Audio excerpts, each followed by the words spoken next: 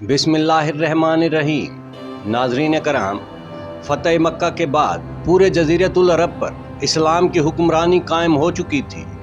अरब के मुख्तलिफ़ कबाइल दायरे इस्लाम में दाखिल होने के बाद परचम तले एक हो चुके थे।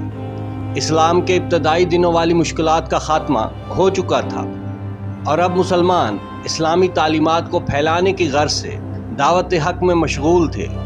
मगर ये सुकून व इत्मीनान उस वक्त ख़त्म हो गया जब मदीना में आने वाले तिजारती काफ़िलों ने इत्तला दी कि कैसर रोम इस्लामी सल्तनत पर हमला करने वाला है। नाज़रीन कराम, कैसर रोम हरकल ने जब देखा कि इस्लाम बड़ी तेज़ी के साथ फैलता जा रहा है और मुसलमान ज़ोर पकड़ते जा रहे हैं तो वो खौफज़दा हो गया कि कहीं मुसलमान उस पर हमला आवर न हो जाएं। इसी खौफ की वजह से उसने अपने मातहत अरब कबाइल को साथ मिलाकर मुसलमानों को ख़त्म करने का मंसूबा तैयार कर लिया। मुल्क शाम से आने वाले तिजारती काफ़िले ने हजूर नबी करीम सल्लल्लाहु अलैहि वसल्लम को इत्तला दी कि कैसर रूम एक बड़ी फ़ौज के साथ मुस्लिम सल्तनत पर हमला करने की तैयारी कर रहा है।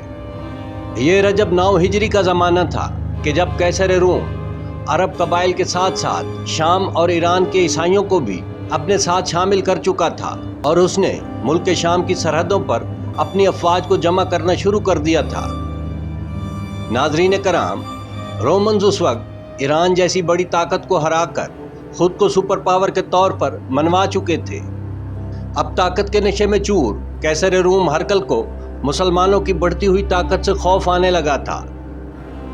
जब हजूर नबी करीम सल्लल्लाहु अलैहि वसल्लम को रोमियों के मंसूबे का इल्म हुआ तो आप सल्लल्लाहु अलैहि वसल्लम ने फैसला किया कि रोमियों को अरब की सरजमीन पर पाँव न रखने दिया जाए, बल्कि उनके हमला आवर होने से पहले उनकी हदूद में दाखिल होकर उन पर हमला कर दिया जाए। आप सल्लल्लाहु अलैहि वसल्लम ने रोमियों को सबक सिखाने के लिए सहाबा कराम को जंग की तैयारियों का हुक्म दिया। ये गर्मियों का मौसम था कि जब खजूरों पर फल तैयार हो चुके थे। मुसलमानों का ज़रिया माश यही खजूरों के बागात और खेती बाड़ी थी। ऐसे वक्त में खजूरों के बागात को ऐसी हालत में छोड़कर जंग पर चले जाना आसान नहीं था, क्योंकि इस तरह से पूरे साल की फसल ज़ाया हो जाती और मदीना मुनव्वरा में मज़ीद कहत साली का ख़तरा बढ़ जाने का कभी इम्कान भी मौजूद था, क्योंकि पिछले कई सालों से अरब में कहत साली का सासामा था।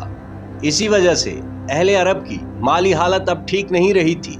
इसके बावजूद जंग पर रवानगी का फैसला हो चुका था, जिसे अब टाला नहीं जा सकता था।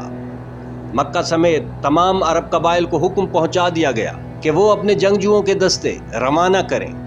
नबी करीम सल्लल्लाहु अलैहि वसल्लम अक्सर लश्करकशी का रुख जाहिर नहीं फरमाते थे, मगर इस बार रास्ते की तकालीफ, दुश्वारियों और सफ़र की तवालत को मद्देनज़र रखते हुए आप सल्लल्लाहु अलैहि वसल्लम ने वाज़े कर दिया कि इस जंगी लश्कर का रुख शाम की जानिब होगा।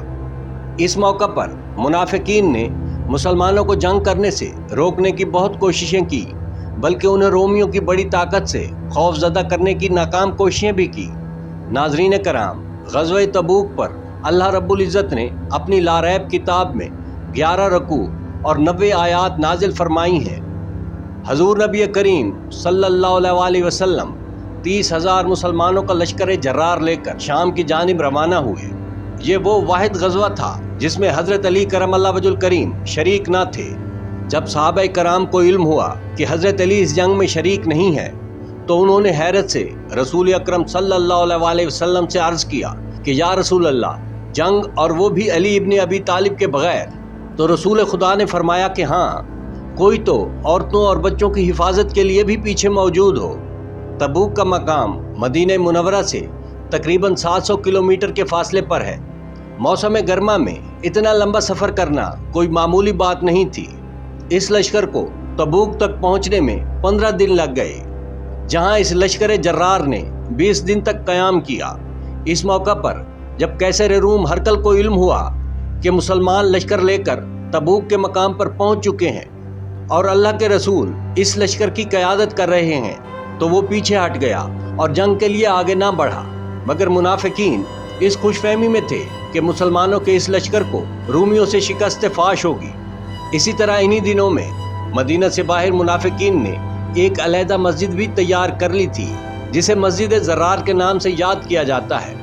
ناظرین کرام، اسلام کے مجاہدین تبوک کے مقام پر خیمہ بستی آباد کر چکے تھے۔ یہ لشکر جرار رومیوں کو سبق سکھانے کے لیے بالکل تیار تھا۔